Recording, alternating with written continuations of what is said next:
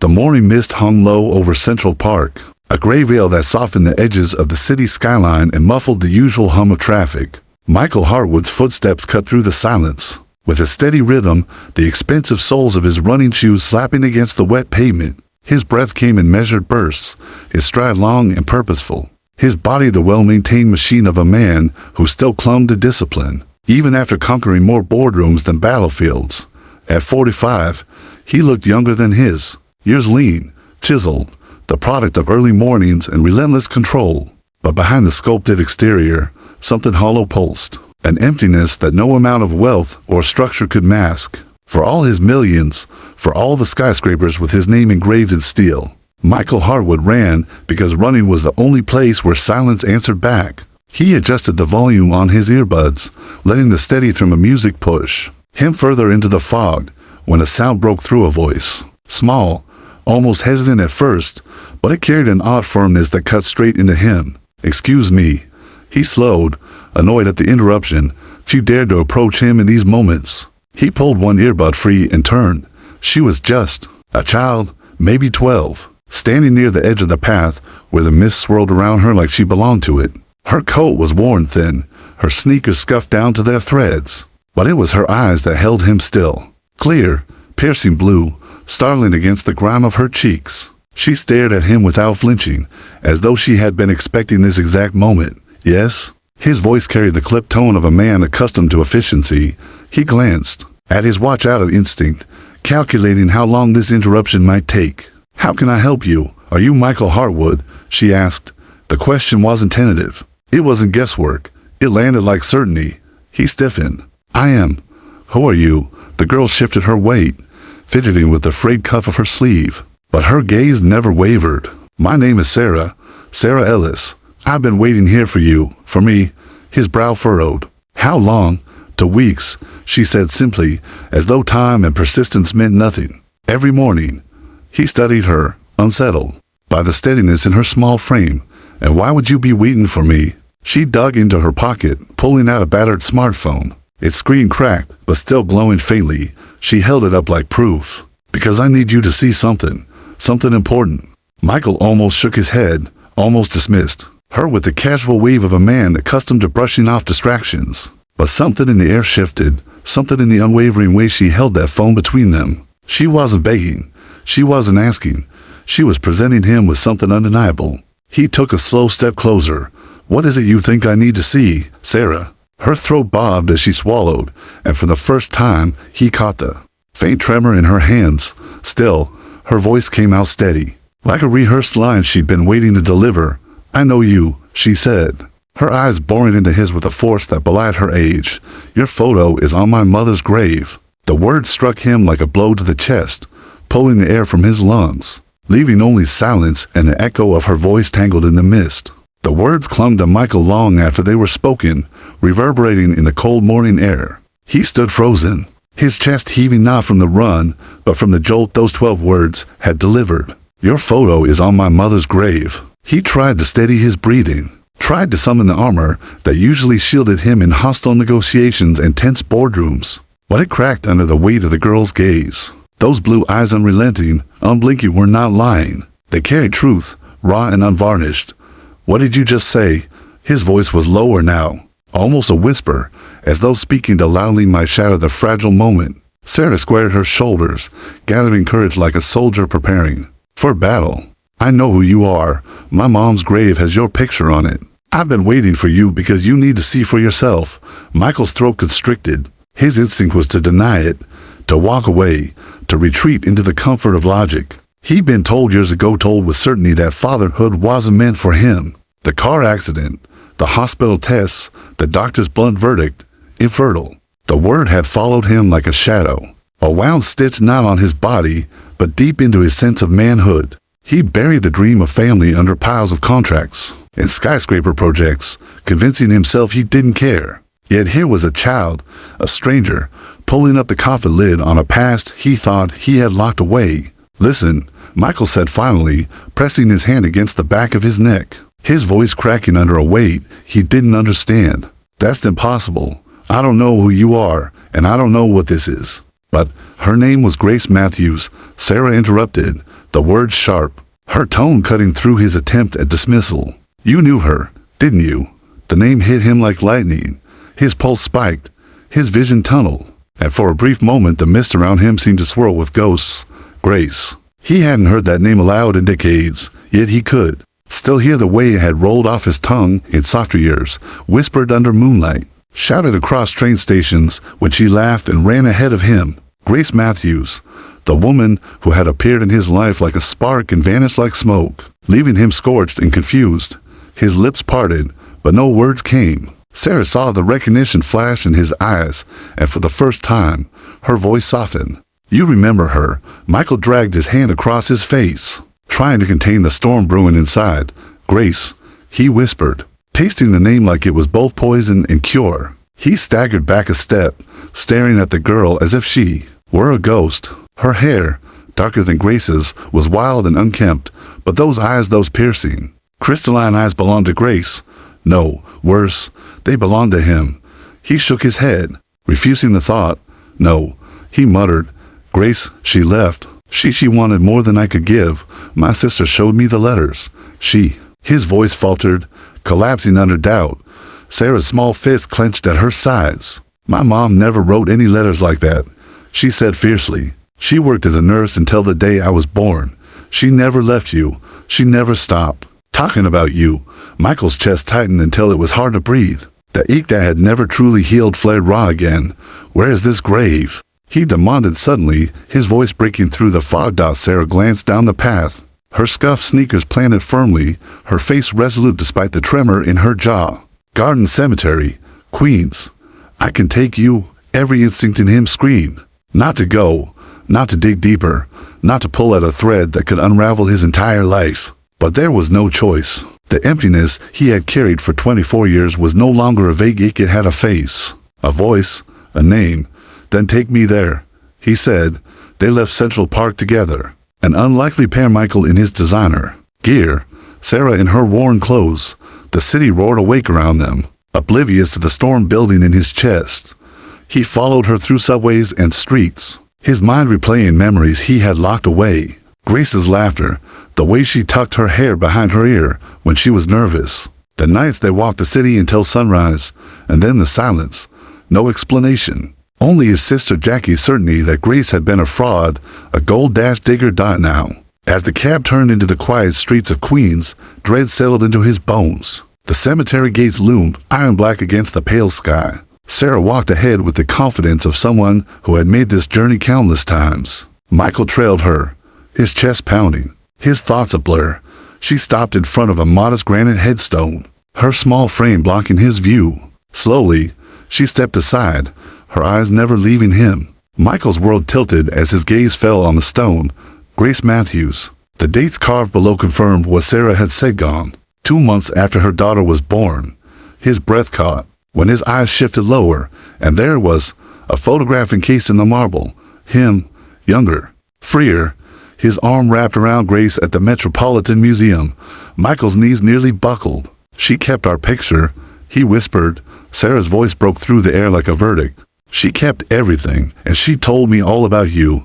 His fingers traced the cold stone, but his mind was aflame. Questions, doubts, rage, grief, every suppressed emotion rushed to the surface. If Grace had loved him still, if she had kept their memories, if she had died carrying their child, then everything he had believed for decades was a lie, and standing beside him was the living proof of that lie, a child he wasn't supposed to have. The granite headstone seemed to mock him. Michael's hand lingered on the photograph embedded in the stone, his own youthful face smiling back at him. His arm wrapped around Grace like the world had once belonged to them.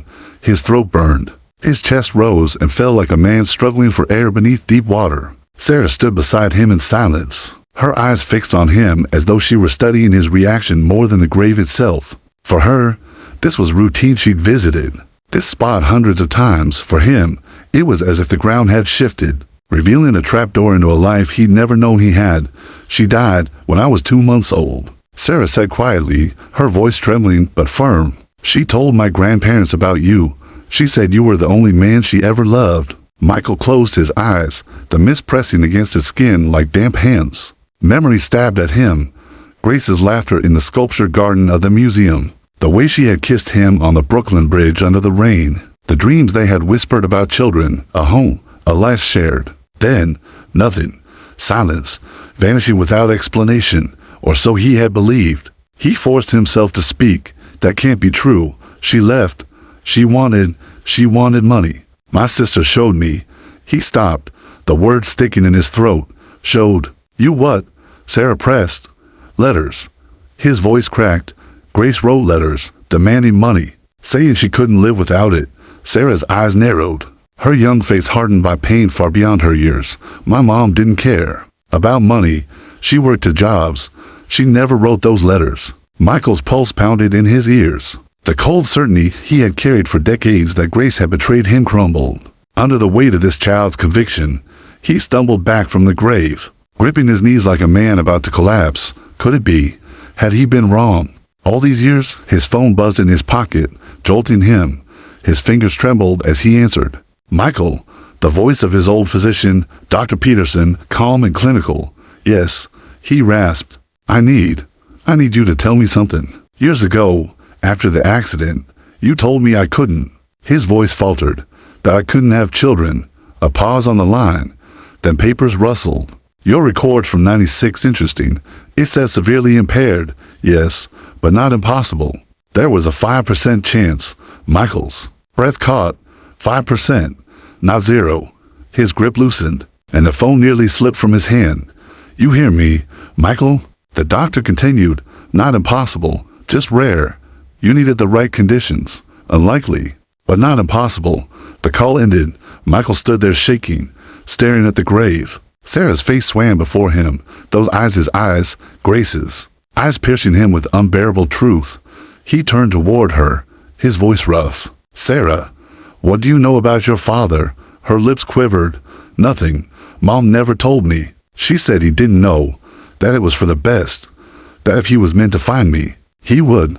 The words hollowed him out. He felt as though decades of his life had been stolen in a single breath. He'd mourned fatherhood as if it were a dream ripped away, while all along his daughter had been alive, growing up without him. Believing he didn't care, the cemetery blurred, his vision swam. He heard Grace's name echoing in his memory, colliding with Sarah's voice, and behind it all the sharp laugh of his sister Jackie whispering, she was a fraud, Michael. She wanted your money. His hands curled into fists. No, something wasn't right. Grace had never lied. Grace had loved him. He had known it in his bones, yet he had let Jackie convince him otherwise. Sarah tugged at his sleeve.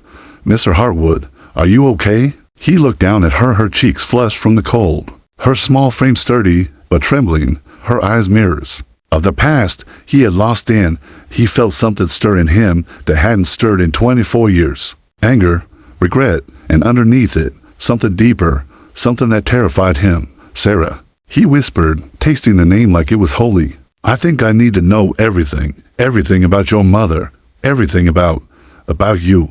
She nodded slowly, her expression solemn. Then she pulled something from her worn backpack. A leather portfolio, the kind that looked older than she was. She held it out to him with both hands. This was my mom's, she said. She kept it locked in her closet. Letters, photographs, even hospital papers. I thought you'd want to see it. Michael took the portfolio, his hands trembling as though it contained explosives. He fumbled with the worn clasp, his breath catching as the first photo slid into view. It was Grace, smiling, holding the newborn. Her arms cradled the child tenderly. Exhaustion etched into her face, but her eyes alive with fierce love. And the baby Sarah looked back at him with a gaze that was achingly familiar. Michael's heart cracked wide open. This was no trick, no scheme. This was truth. His mind reeled, every fiber screaming with the need to confront the one person who had crafted the lie. Jackie, his sister, the guardian of his life, the protector who had claimed she saved him from a gold digger. But what if she had destroyed him instead? He closed the portfolio, his jaw set, the mist pressed tight around them, as though the city itself held its breath. Sarah, he said, his voice low and dangerous, I need to pay someone a visit, and when I'm done, I'll come back for you. Suspense surged through the silence as he walked toward the gates, gripping Grace's portfolio like a weapon. Behind him, Sarah's voice carried across the mist. She always said you'd find me. She was right.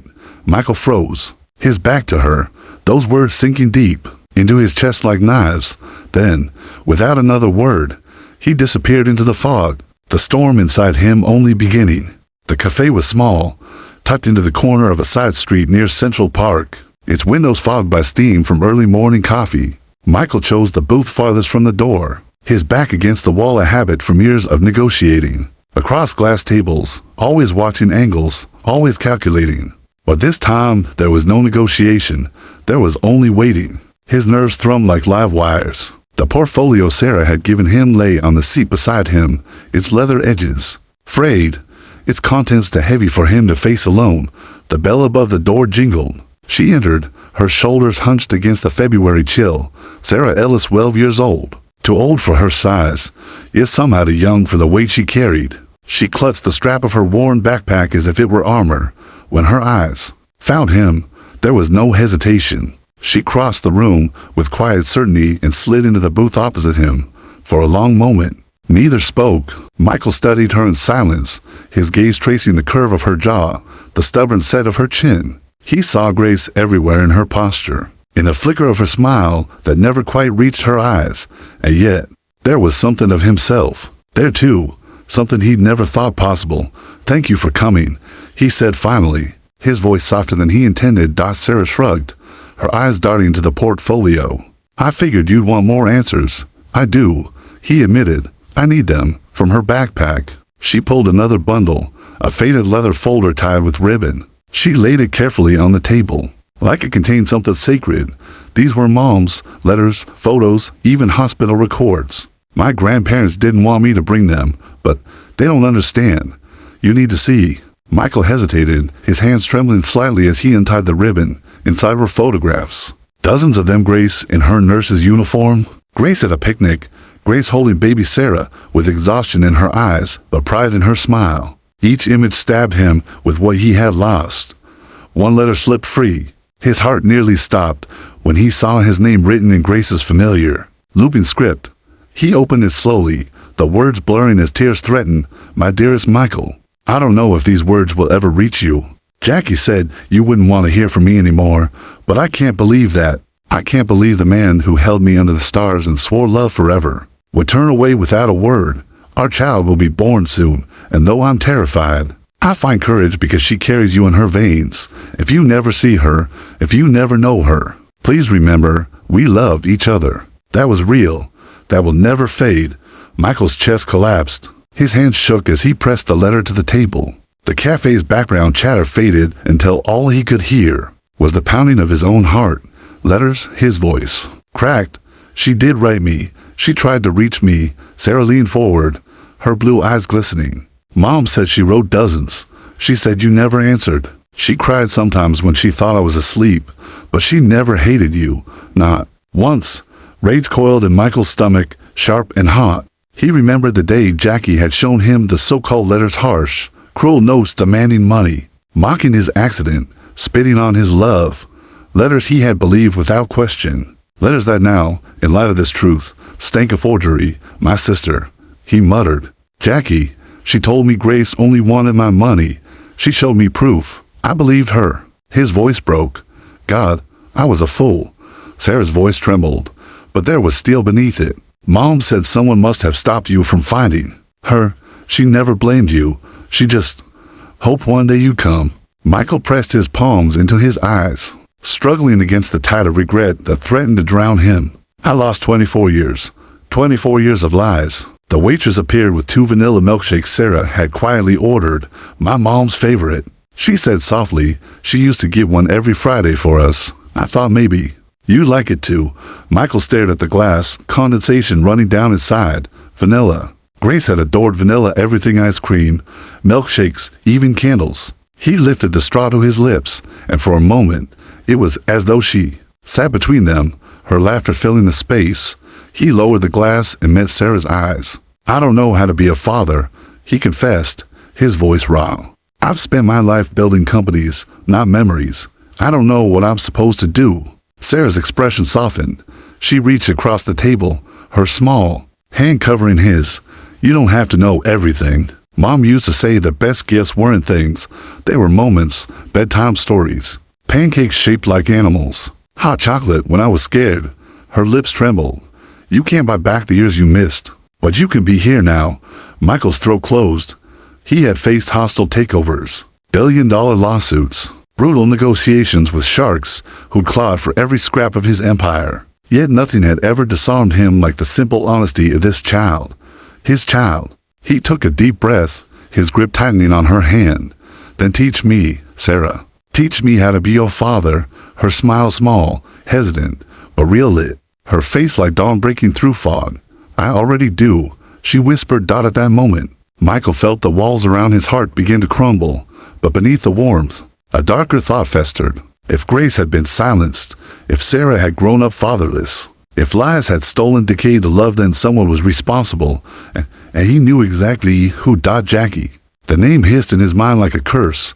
His sister, the protector, the manipulator, the woman who had pulled the strings of his life since he was a teenager. He had believed her every word, trusted her guidance, let her guard his heart like a prison warden. And in doing so, he had lost everything that truly mattered. His jaw hardened. He could almost feel Jackie's presence, smug and certain across the ocean in her prison apartment. She thought the truth would never surface. She thought her secrets were buried. She was wrong. Michael looked at Sarah again, her face glowing with the faint hope of new beginnings. He forced a smile, but inside, his resolve sharpened into steel. First, he would give his daughter what she deserved, a father. Then, he would confront his sister, and when that moment came, there would be no more lies, no more control, only the truth that had been stolen from them all. Michael had always thought of confrontation as a sport. In boardrooms, he thrived on pressure, on watching rivals sweat while he stayed cool, controlled, deliberate. But this was different. As the jet cut through the night sky toward Paris, his fingers drummed restlessly against the armrest.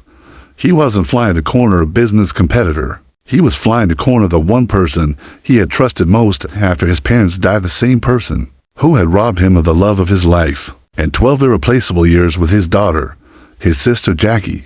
The Harwood name had always been her obsession. After their father's sudden heart attack, she had been just 19, Michael 16, overnight.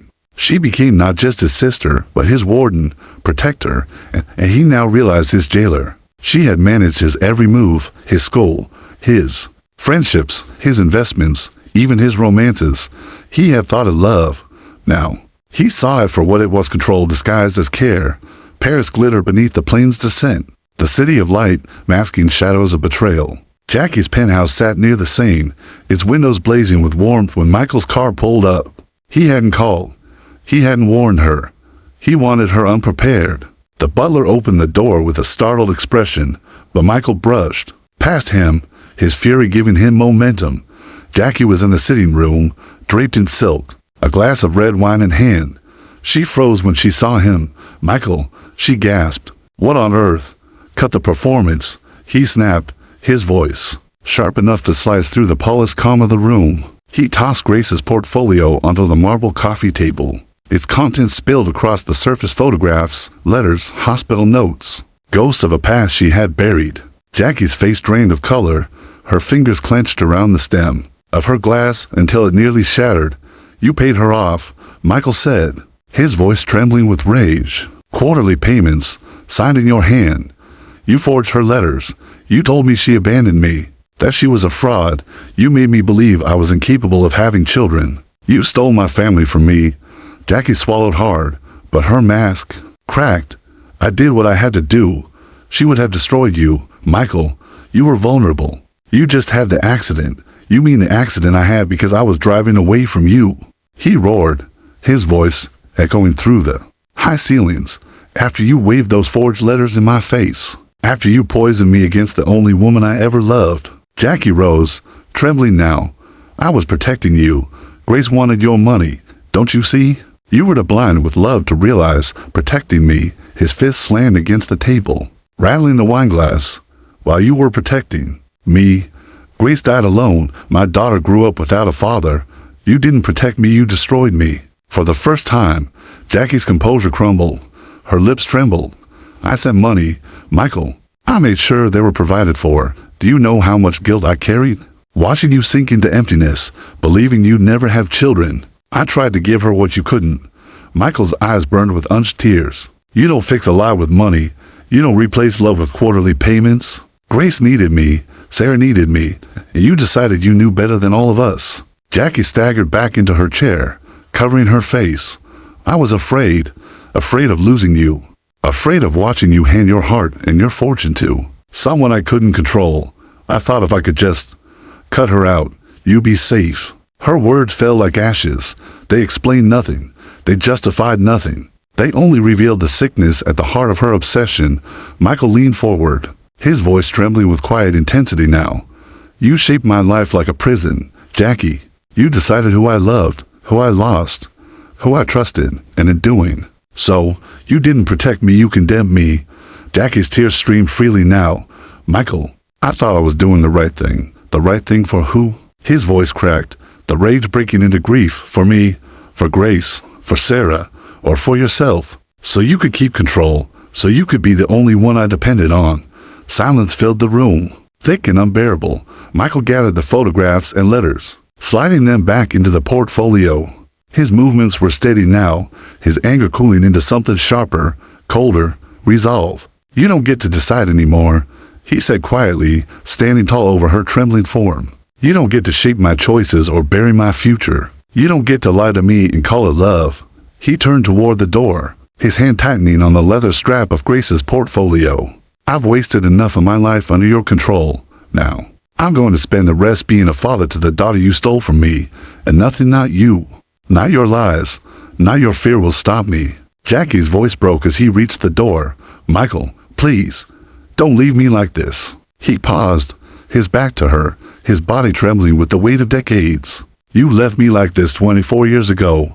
Now you can live with it. And then he was gone. The door slamming shut, the echo reverberating through her immaculate penthouse. Outside, the Paris night was cold, but Michael felt fire coursing through his veins. He had uncovered betrayal, but more than that, he had uncovered truth. Grace had never abandoned him. Sarah was his dot, and now he had a chance to build the life that had been stolen from him. But he knew one thing as the taxi pulled away from Jackie's building. Redemption would not come easily. Sarah deserved a father, but after 12 years of absence, proving himself to her would take more than money, more than apologies. It would take presence, consistency, love. The hardest negotiations of his life were still ahead. The jet touched down in New York long before dawn, but Michael couldn't sleep. His confrontation with Jackie echoed in his head like thunder in a valley. He had demanded truth, and truth had been delivered doggedly, jagged, and irreversible. His sister's confession had confirmed everything Sarah had revealed. Grace hadn't betrayed him.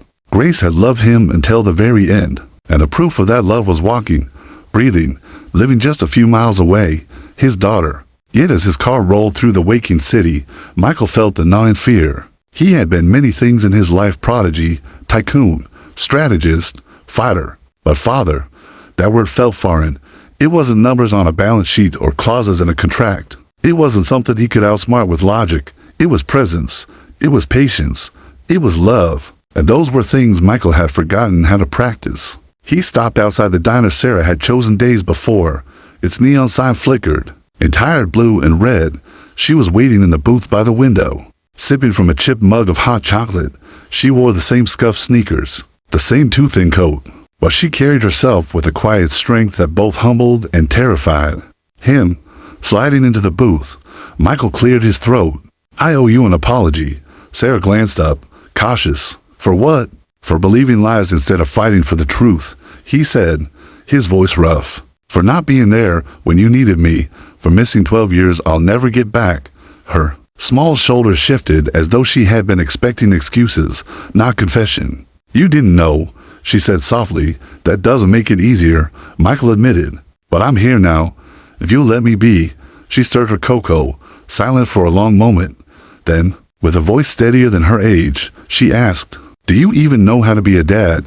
The question cut straight through him. Sharper than any business rival's attack, Michael looked down at his hands, at the pale scar running across his knuckles from the accident that had changed everything. He shook his head. No, but I want to learn. If you'll teach me, for the first time. Her lips curved into a tentative smile. Mom used to say love wasn't about getting it perfect. It was about showing up. So, show up. The weeks that followed tested Michael more than any merger or acquisition ever had. He tried to spoil her at first: designer clothes, a gleaming canopy bed, the latest gadgets. Sarah shook her head at them all. "You can't buy 12 years, Michael," she said quietly. "You can only make now count." So he tried something else. He woke early to drive her to school, listening to her chatter about math problems and science fairs. He burned pancakes on Sunday mornings until flour dusted the counters, and Sarah laughed so hard she nearly fell off her chair. He sat beside her at night with hot chocolate, reading Matilda aloud when bad dreams kept her awake, and slowly, painfully, the cracks in her guarded heart began to soften. One evening, Sarah pulled a battered wooden box from her bag. Inside lay a mismatched chess set. Some pieces were hand-carved, others plastic. "Mom taught me on this," she said. "She said it was your favorite game." Michael's throat tightened.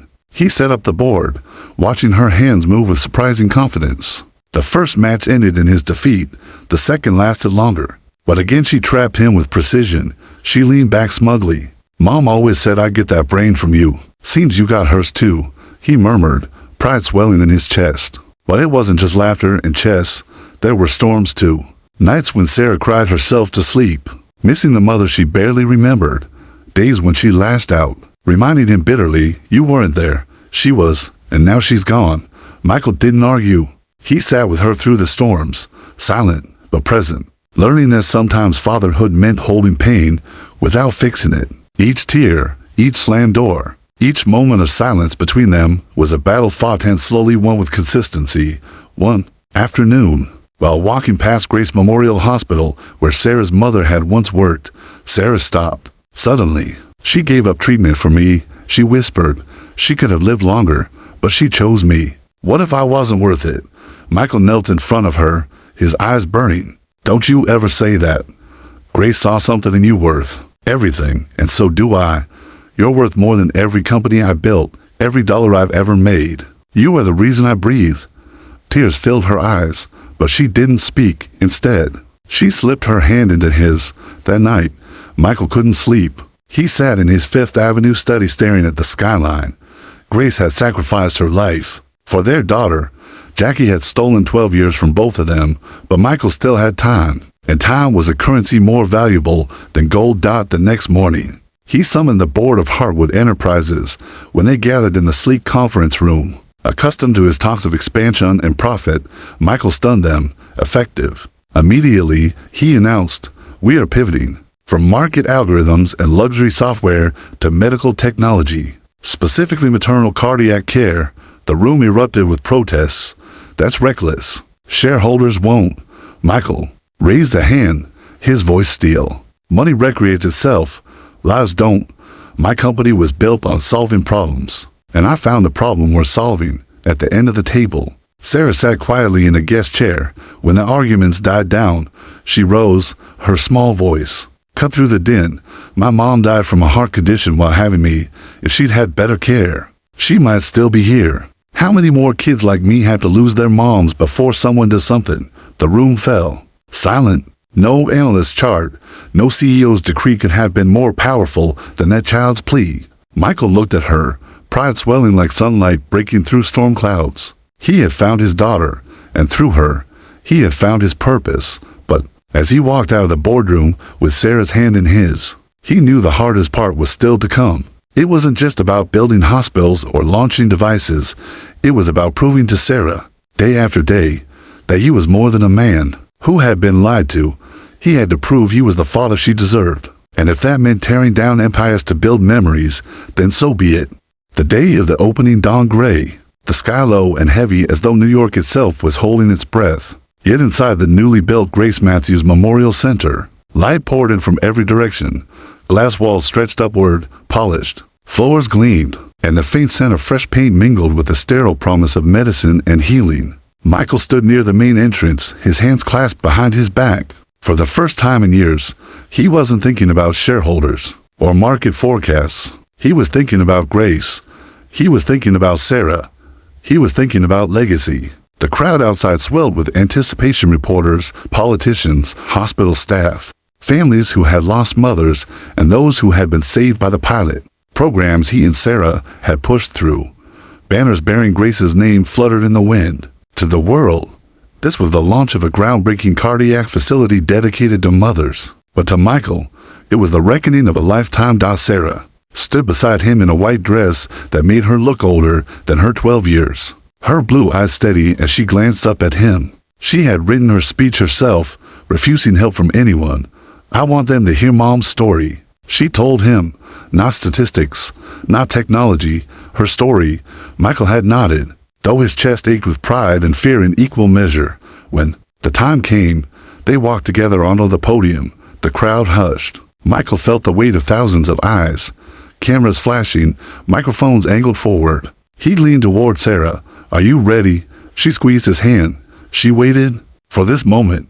"Dad, I won't let her down." The word dad still struck him like lightning every time she said it. He stepped back as Sarah approached the microphone, her small frame dwarfed by the podium. For a moment, silence stretched thin. Then she spoke. "My mother was a nurse," she began, her voice clear and strong. "She loved helping people. She gave up her life so I could live. She could have chosen treatment, but she chose me. And because of that, I've spent my whole life without her, but I've also spent my life carrying her love. This center is for her, and for every mother who shouldn't have to make that choice." The crowd was transfixed. Michael felt tears sting his eyes.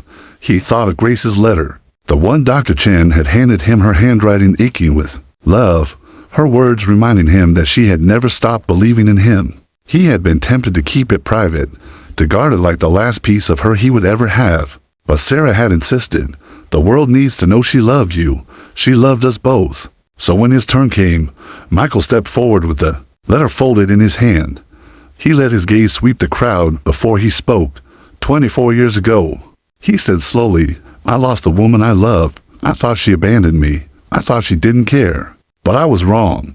I was lied to. And because of those lies, I lost her. I lost 12 years with my daughter." A murmur rippled through the crowd. Cameras clicked furiously. Michael's voice grew heavier. This letter, he held it up, his hand trembling, was written by Grace before she died. She never left me. She never stopped loving me. She gave her life for our daughter. And today, that daughter, our daughter, stands beside me, stronger than I could ever hope to be. This center is not just for Grace. It is for every family torn apart by loss that could have been prevented. It is a promise that no child should grow up without a mother. When medicine can make the difference, the words broke something open. In the crowd, people wept openly, clutching each other. Reporters lowered their cameras, momentarily forgetting their jobs. Nurses dabbed at their eyes. Then, from the back, a familiar figure emerged. Jackie. Michael's breath caught. He hadn't expected her to come. She walked slowly down the aisle between the seats, her face pale, her eyes rimmed red. When she reached the front, she didn't try to take the microphone. She didn't try to defend herself. She simply bowed her head before Sarah and whispered, loud enough for the first rows to hear, "I'm sorry for everything." A gasp rippled through the audience. Sarah looked at Jackie, then at her father. The moment stretched long and taut. Finally, Sarah stepped forward, her voice trembling but resolute. "Forgiveness isn't about erasing what happened. It's about making sure it doesn't happen again." Michael's chest swelled with emotion. As his daughter, the child he had nearly lost, extended more grace than most adults could muster. Jackie wept openly, collapsing into a chair. The crowd, stunned, fell into silence. Then Michael reached for the velvet cover draped across the entrance wall. Together, he and Sarah pulled it down, revealing a bronze plaque etched with Grace's face, her name, and a single line, "Every heartbeat saved is her legacy." The crowd erupted. Applause thundered, echoing through the building. Flashbulbs strobed like lightning. Sarah gripped his hand, her eyes shining with tears and determination. That night, when the crowds were gone and the lights dimmed, Michael and Sarah walked through the empty halls of the center. The equipment gleamed, the waiting room smelled of fresh paint. The future felt alive. Sarah stopped in front of a room filled with children's books and beanbag chairs. "This was Mom's dream," she whispered. Michael looked down at her, his heart breaking and mending all at once. "No," he corrected gently.